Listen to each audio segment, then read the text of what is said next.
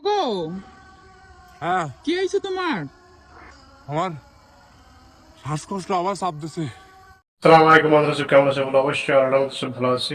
আজকে বাংলাদেশের একটা কন্টেন্ট ক্রিয়েটরের ভিডিও এর আগে আমি অনেক দেখেছি, এখনো রানিং দেখি ওর ভিডিও। ওকে দেখলে সত্যি খুব মায়া লাগে এবং ওর কথাগুলা শুনলে পরে যেন একটা নরম টাইপের একটা মন হয়ে যায়। মানে এর যেহেতু একটা পা নেই, তো সে একটা পা না থাকা অবস্থায় তার যে উপার্জনের যে একটা রাস্তা সেটা সম্পূর্ণভাবে সেরকম ভালো না। তো গ্রামে ধান কাটাকাটি করে তারপরে ধান ধরেন ঝেড়ে দেয়, এরকম একটা মানে পরিস্থিতি। তো এই ভাইটাকে যতই দেখি ততই আমাকে ইষ্ট করে আর কি। তো ভাইটাকে নিয়ে বলে ভিডিও বানাবো আমি ভাবিনি।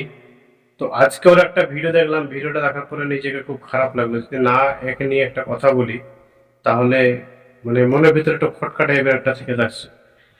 তো আমি ভাবলাম যে একটা ভিডিও করে আমার দর্শককে একটু জানাই। তো এই ভিডিওগুলো দিচ্ছি, আপনি দেখুন, দেখার পরে অবশ্যই একটু কমেন্টের মাধ্যমে জানাবেন। আর এই ভাইকে একটু বেশি বেশি করে সাপোর্ট করবেন, যেহেতু শারীরিক দিক থেকে সে একটা অক্ষম। তো কথা বলার মতো কিছু নেই, তো আমি দিচ্ছি, আপনারা দেখুন। ওগো, হ্যাঁ, কি হয়েছে তোমার? আমার শ্বাসকষ্ট আবার চাপ দিছে। আর নাইম রে দেখি, নাইম দৌড় ফেরে গেছে, যায় গছে যে মামার কি জানি হয়েছে, এর লিগে তুমি দৌড় ফেরে আইছি। হয় আমি ওই মনে করো ধান অর্ধেক কাটতেছি, ধান অর্ধেক কাটতে মনে করো শেষের দিকে চলে গেছে। হ্যাঁ, ঠিক আছে, আচ্ছা পরে কথা কো, পরে কথা শুনবা না, আগে ওষুধ খায় নয়, নাইমের কাছে ওষুধ দিয়ে শেষের দিকে দিছি আমি। চলে গেছে। এবার আমি ভাবলাম সেই সময় শুরু হয়েছে। হ্যাঁ, এবার আমি ভাবলাম যে তাহলে শেষ করে একসাথে বাড়িতে বানি শেষ করে আমি আর আটটি পারতেছি না। তারপরে এবার দেই নাইম এই আইলতে যাচ্ছে, রাস্তাতে যাচ্ছে।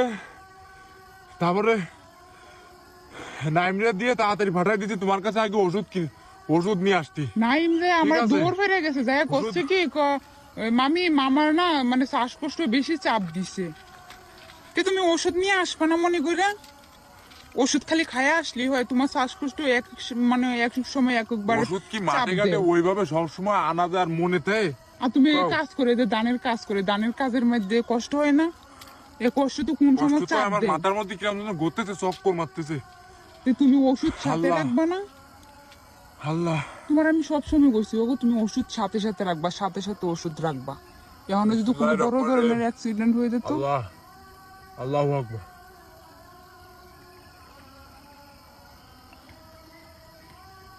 আর এই যে এই ক্ষেত কি একলা একলা কাটিছাও?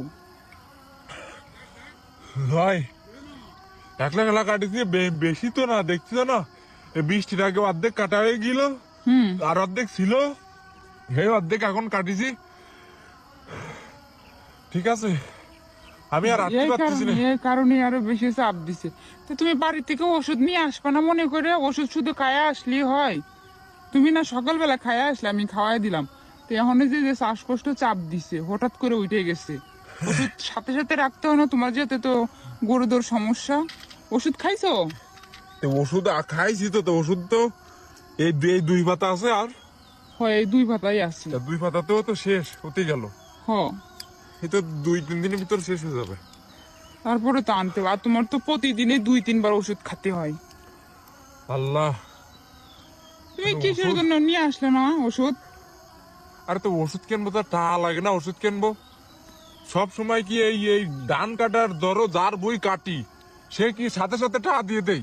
এই ধান মনে করো যে বাড়ি নিয়ে যাবে, বাড়ি নিয়ে যেয়ে মনে করে বাঁধবে এবার গুছাই গাছাই নিয়ে বাড়ি নিয়ে যাবে, বাড়ি নিয়ে যেয়ে তারপরে আজকে কেন তোমার ঝাড়বে, ঝাড়ে এইবার ময়লা ফেলবে, তারপরে এক জায়গা করবে, এক জায়গা করে তারপরে মনে করো যে এবার তোমার আজকে কেন এইবার ওই ধান বিক্রি করবে, বিক্রি করার পরে মনে করে টাকা দেবে। নাই আমার একটু ধরো, আমার একটু ধরো, হাত ধরো।